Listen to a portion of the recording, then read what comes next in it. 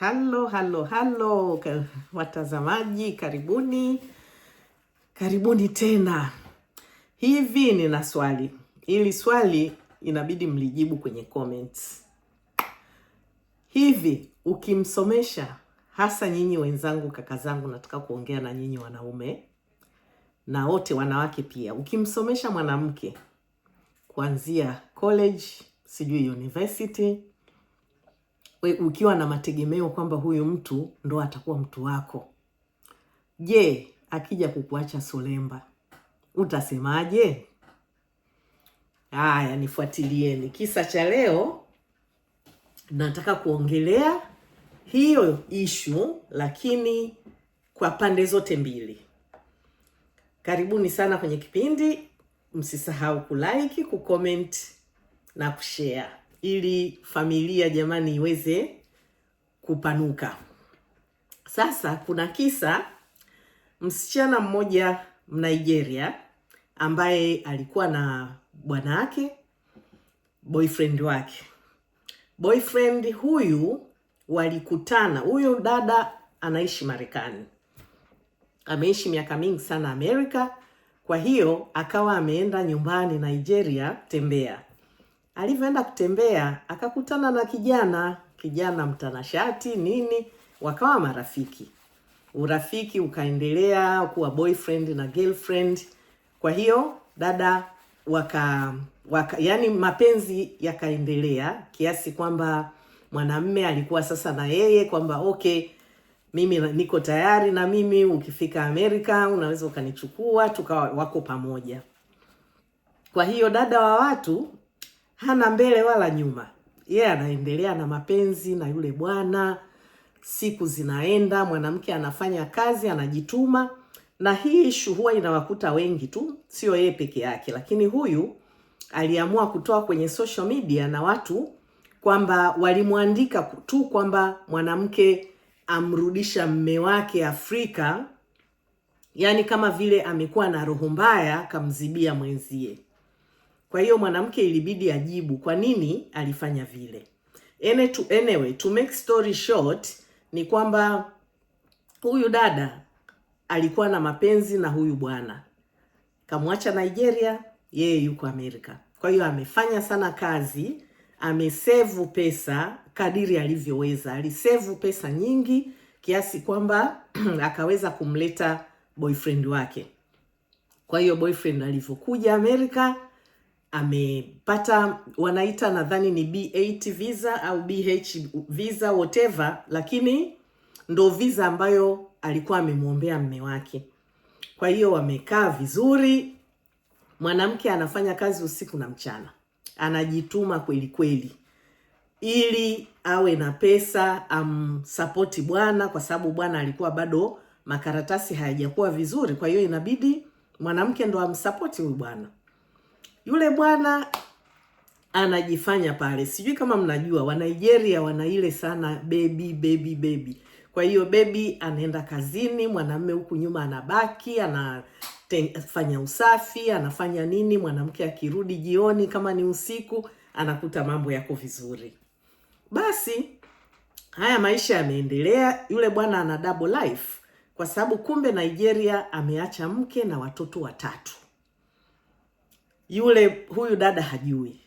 Kwa hiyo sasa wamekaa Amerika, anajaribu kufanya ili mwanamume abakie Marekani. Lakini sasa huyu mwanamke siku moja akaja akapata shida, akaumwa kazini. Ikabidi arudi nyumbani mapema. Guess what? Mcomment, mlike na kusubscribe. Kwa hiyo alivyokuja nyumbani, ameingia taratibu, mwanamume yuko huko chumbani kajilaza zake, lakini anaongea na mke wake Nigeria na watoto kwenye video kamera. Ameongea, anamwambia baby, ili bwege ili wala lisikusumbue, mimi mambo yangu yako vizuri, tayari tukishafunga ndoa, nikishapata makaratasi, mimi namuacha na nakuja, wewe utakuja na watoto. Familia yangu ndo kitu muhimu sana, na tukiachana tunaweza tukagawana na mali bla bla bla. Yule mwanamke alikuwa anamsikiliza, hakumstua, akarudi kinyemela kidogo kidogo, huyo akaondoka zake kama hakuna kitu kimetokea. Kwa hiyo akaenda, jioni amerudi vizuri, lakini kumbe alivyotoka pale akaingia zake kwenye system, akaenda aka-cancel kuwa yeye ni sponsor wa huyu bwana. Unaona? Na hapo ilikuwa ni kwamba waende wakafunge ndoa, waende kwa area commissioner wakafunge ndoa. Ndoa za huku mnazijua, za kanisa au za kwa area commissioner. Kwa hiyo ameenda aka-cancel ile kwenye system kwamba yeye anajitoa hata kuwa tena sponsor wa huyu bwana. Huyu bwana mwenyewe hana hili wala lile, amejiandaa, siku imefika, wanaenda zao kufunga ndoa. Mwanamke anajua anachokifanya. Mnaweza mkagesi nini amefanya? Kwa hiyo mwanamke wameenda kwenye kufunga ndoa sasa. Walivyofika pale, makaratasi mwanamke alisha cancel. Kwa hiyo nini kinafanyika? Mwanamume akakamatwa, mwanamke akatoka zake mlango wa pili, akaondoka zake. Mwanamume akakamatwa pale kwamba hana tena stay ya America. Kwa hiyo visa yake imekuwa cancelled, inabidi arudishwe nyumbani. Alitiwa pingu pale. Mwanamume amerudishwa, yuko zake Nigeria. Nikasema yes, kwa sababu hii inatokea. Kaka zetu wengi wanapata hayo matatizo, wanaleta wanawake wanawageuka. Na hii sasa ikatokea kwa mwanamume kaletwa, lakini kumbe mwanamume ana familia yake nyumbani. Kwa hiyo yule mwanamke wakamshambulia sana wa Nigeria na watu wengine, una roho mbaya, kwa sababu walikuwa hawajui kisa ni nini. Waliandika tu kwamba mwanamke amesababisha mwanamume amekuwa deported. Kwa hiyo mwanamke ikabidi ajieleze kwamba kwa nini amefanya vile. Je, ingekuwa wewe ungefanyaje? Ucomment hapo chini. Hicho ni kisa kimetokea, mwanamke wa Kinigeria na mwanamume wa Kinigeria.